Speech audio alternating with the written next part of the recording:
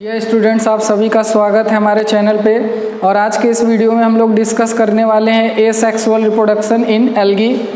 इसके पिछले वीडियो में हम लोग एल्गी में वेजिटेटिव रिप्रोडक्शन पढ़े थे और आज के वीडियो में हम लोग जो है एल्गी में एसेक्सुअल रिप्रोडक्शन पढ़ेंगे। एसेक्सुअल रिप्रोडक्शन को जो है हिंदी में अलैंगिक जनन कहा जाता है। तो सबसे पहले हम ये जान लेते हैं कि रिप्रोडक्शन होता क्या है। रिप्रोडक्शन जो होता है एक ऐसा प्रक्रिया होता है जिसके द्वारा कोई भी जीव अपने जैसे जीव को उत्पन्न करता है। यानी reproduction is a process by which any organism can produce own kind of organism is known as reproduction. तो अब यहाँ पे हम देखेंगे जो एसेक्सुअल रिप्रोडक्शन हो रहा है वो कितने मेथड से पूरा होता है। तो यहाँ पे हमने ये पूरे मेथड लिखा हुआ है एक ही जगह पे।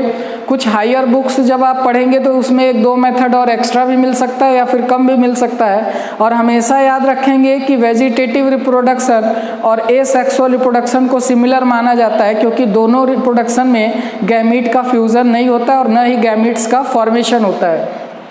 तो यहाँ पे हम एसेक्सुअल रिप्रोडक्शन देख लेते हैं कि ये होता क्या है। तो सबसे पहले ये जानेंगे कि जो एसेक्सुअल रिप्रोडक्शन होता है एल्गी के केस में, इसमें किसी भी तरह के स्पोर्स का फॉर्मेशन नहीं होता है और गैमीट का फॉर्मेशन नहीं होता है और न ही गैमीट्स का फ्यूजन होता है। इसमें जो है जो सेल होता है एल्गी का, उसके प्रोटोप्लाज्म डिवाइड करते हैं और ढेर सारे स्पोर्स का फॉर्मेशन करते हैं और वही स्पोर्स जो है सेल से जब बाहर निकलते हैं डेवलप करके नए एल्गी का, नए थैलस का फॉर्मेशन करते हैं।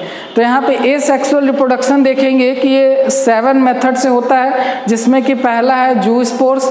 देखिए जितने स्पोर्स का नाम रखा गया है उनके एक स्पेसिफिक कैरेक्टर के आधार पर रखा गया है। जू स्पोर्स, दूसरा जो है मेथड है प्लानो स्पोर्स, तीसरा जो है हाइप्नो स्पोर्स, चौथा जो है टेट्रा स्पोर, पांचवा जो है ऑटो स्पोर है, छठवा इंडो स्पोर और सातवां जो है एकाइनिड्स है। अब इन सब के बारे में हम लोग डिटेल में डिस्कस करेंगे कि जो है जू स्पोर मेथड क्या होता है, प्लानो स्पोर मेथड क्या होता है। तो आइए हम डिस्कस करते हैं एक एक मेथड को।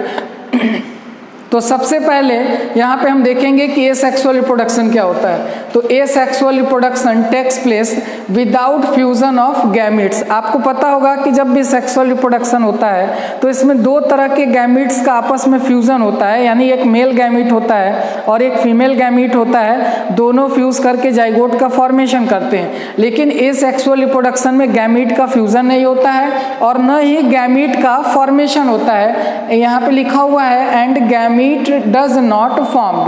It is generally completed by means of spores. इसमें जो रिप्रोडक्शन होता है ये जनरली स्पोर्स के माध्यम से पूरा होता है। और स्पोर्स बनते कैसे हैं? प्रोटोप्लाज्म से बनते हैं। यानी सेल के अंदर प्रोटोप्लाज्म किसको कहते हैं? तो साइटोप्लाज्म और उसके साथ साथ जितने भी सेल ऑर्गेनेल्स होते हैं सेल के अंदर, उन सभी को मिला करके प्रोटोप्लाज्म कहा जाता है। तो ये जो प्रोटोप्लाज्म होते हैं यही डिवाइड करते हैं ढेर सारे छोटे छोटे सेगमेंट में, और जितने सेगमेंट होते हैं वो डेवलप करके स्पोर्स बनाते हैं। और जब ये स्पोर पेरेंट थैलस से बाहर निकलेंगे तो नए थैलस, नए एल्गी का फॉर्मेशन करते हैं। अब इसमें हम देखेंगे पहला मेथड जू स्पोर्स। अब देखिए ये जो जू स्पोर है ये कि एक प्रकार का ये सेक्सुअल रिप्रोडक्शन का ही मेथड है, जिसमें कि आप ये जो स्ट्रक्चर देख रहे हैं ये क्लेमाइडोमोनास है। जू स्पोर का एग्जांपल हो जाएगा क्लेमाइडोमोनास, जो कि यूनिसेलुलर एल्गी है, एक ही सेल का बना होता है और उसके जितने भी वाइटल एक्टिविटी होते हैं वो एक ही सेल के अंदर पूरा कर लेता है। तो इसमें आप ये स्ट्रक्चर देख रहे हैं एक कंप्लीट सेल है जिसमें कि कप शेप का क्लोरोप्लास्ट पाया जा रहा है, न्यूक्लियस पाया जा रहा है और ये पूरा यहाँ पे जो आप स्ट्रक्चर देख रहे हैं ये जो है पूरा प्रोटोप्लाज्म है। अब इसमें होता क्या है कि इसमें देखा गया है कि जो इसका प्रोटोप्लाज्म होता है ये डिवाइड करता है। प्रोटोप्लाज्म जो है इसका डिवाइड करेगा और ढेर सारे सेगमेंट्स का फॉर्मेशन करता है। अब ये जितने सेगमेंट्स होंगे ये डेवलप करके नए स्पोर्स का फॉर्मेशन कर रहे हैं और जितने स्पोर्स हैं ये फ्लैजिलेटेड है, मोटाइल है। हमेशा याद रखिएगा जब भी फ्लैजिला का नाम है तो आपके माइंड में ये याद हो जाना चाहिए कि जो फ्लैजिला होता है थ्रेड लाइक स्ट्रक्चर होता है, फ्लैजिलिन प्रोटीन का बना होता है, जिसकी सहायता से जो ये एल्गी होते होते हैं वाटर में स्विम करके एक जगह से दूसरी जगह जाते हैं। तो ये आप स्ट्रक्चर देख रहे हैं, फ्लैजिला वाला है, इसीलिए इनको क्या कहा जाएगा, जू स्पोर्स कहा जाएगा।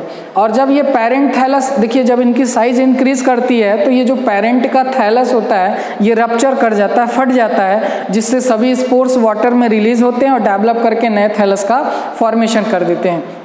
दूसरा मेथड है एप्लानोस्पोर। यहाँ याद रखिएगा हमेशा जूस्पोर और एप्लानोस्पोर का जो प्रोसीजर होता है बनने का वो सेम होता है, बस एक डिफरेंस होता है कि जूस्पोर में फ्लैजिला होता है और एप्लानोस्पोर में फ्लैजिला नहीं होता है, यानी ये नॉन मोटाइल नेचर के होते हैं। तो एप्लानोस्पोर की बात करेंगे तो ये नॉन मोटाइल स्पोर्स होते हैं और ये कब बनते हैं, अनफेवरेबल कंडीशन में, यानी जब इन्वायरमेंट जो होगा उनके लिए अनफेवरेबल होगा तभी ये जो है एप्लानोस्पोर का फॉर्मेशन। ये स्ट्रक्चर आप देख रहे हैं यूलोथ्रिक्स है जो कि फिलामेंटस एल्गी होता है। ये एक सिंगल सेल है जिसके प्रोटोप्लाज्म डिवाइड किए और ढेर सारे स्पोर्स का फॉर्मेशन किए हैं, जिसमें कि आप देख रहे हैं फ्लैजिला एब्सेंट है। तो जिसमें फ्लैजिला एब्सेंट होगा उसको एप्लानोस्पोर कहा जाएगा। और ये जब थैलस रप्चर करेगा यहाँ से ये रिलीज होंगे, डेवलप करके नए थैलस का फॉर्मेशन कर देते हैं।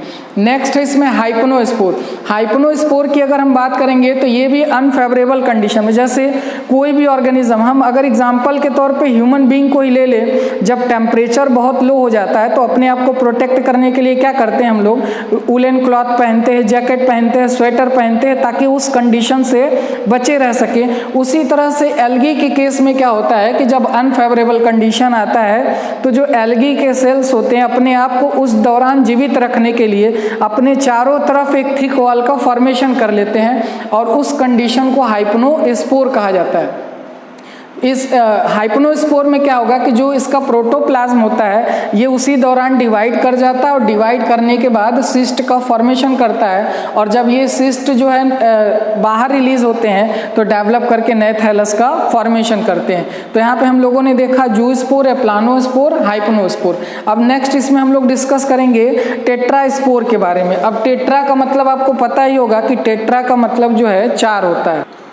अब यहाँ पे हम लोग टेट्रास्पोर के बारे में देखेंगे तो आप लोग जानते होंगे टेट्रा वर्ड जो है, टेट्रा मीन्स होता है 4। अब आप लोगों ने सेल डिवीज़न पढ़ा होगा 2 तरह का, एक माइटोसिस सेल डिवीज़न और एक meiosis cell division. Meiosis cell division को हिंदी में अर्धसूत्री विभाजन भी कहा जाता है, जिसमें कि एक पेरेंट सेल से 4 डॉटर सेल का फॉर्मेशन होता है और क्रोमोसोम का जो नंबर होता है वो हाफ हो जाता है। तो अब यहाँ पे देखिए जो टेट्रास्पोर नाम दिया गया है ये किसकी वजह से दिया गया है। कुछ ऐसे हायर एल्गी होते हैं जिनके लाइफ साइकिल में देखा जाए तो एक ऐसा अवस्था आता है जिसको टेट्रास्पोरोफिटिक स्टेज कहा जाता है, और उसी दौरान क्या होता है कि जो सेल होता है वो मियोसिस डिवीज़न करता है, जिसके वजह से सेल्स के द्वारा 4 हैप्लॉइड स्पोर्स का फॉर्मेशन होता है और उन्हीं स्पोर्स को नाम दिया जाता है टेट्रास्पोर। अब ये जब टेट्रास्पोर जो है डेवलप करके बाहर की तरफ रिलीज होते हैं तो ये क्या करेंगे, जो है थैलस का फॉर्मेशन करेंगे। और थैलस में भी आप देखेंगे डायोसियस होगा, क्योंकि ये मेनली जो है डायोसियस एल्गी में होता है जिनमें मेल थैलस अलग होता है और फीमेल थैलस अलग होता है। तो यहाँ पे लिखा हुआ है this type of spore are formed in red algae. Red algae Rhodophyceae के मेंबर को कहा जाता है जो कि रेड कलर शो करते हैं पिगमेंट के वजह से। During tetrasporophytic stage meiosis division takes place, as a result 4 spores are formed called टेट्रास्पोर्स।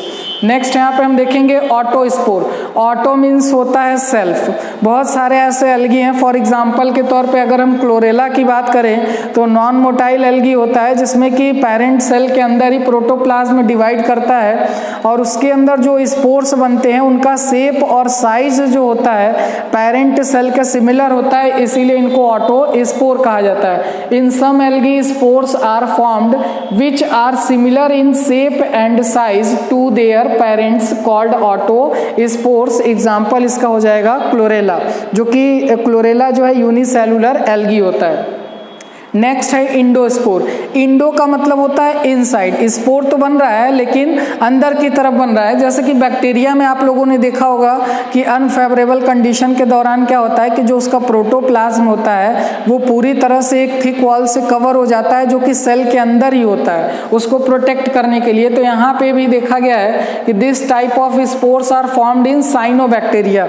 Blue green algae को साइनोबैक्टीरिया कहा जाता है क्योंकि ब्लू ग्रीन एल्गी प्रोकैरियोटिक होते हैं और बैक्टीरिया से सिमिलरिटी शो करते हैं, इसीलिए इनको नाम दिया गया है cyanobacteria. During unfavourable condition, when favourable condition occur it develop into new thallus. जैसे ही इनको फेवरेबल कंडीशन मिलता है ये डेवलप करके नए थैलस का फॉर्मेशन कर देते हैं। नेक्स्ट है एकाइनिड्स। एकाइनिड्स भी जो होता है देखा गया है कि फिलामेंटस एल्गी में होता है, जिसमें कि अनफेवरेबल कंडीशन के दौरान जो सेल्स होते हैं वो चारों तरफ से एक थिक वॉल से घिर जाते हैं और उन्हीं को एकाइनिड्स कहा जाता है। और जैसे ही फेवरेबल कंडीशन आएगा वो डेवलप करके नए थैलस का फॉर्मेशन करते हैं। तो ये हो गया एसेक्सुअल रिप्रोडक्शन। आज के लिए इतना ही, मिलते हैं नेक्स्ट वीडियो में। धन्यवाद।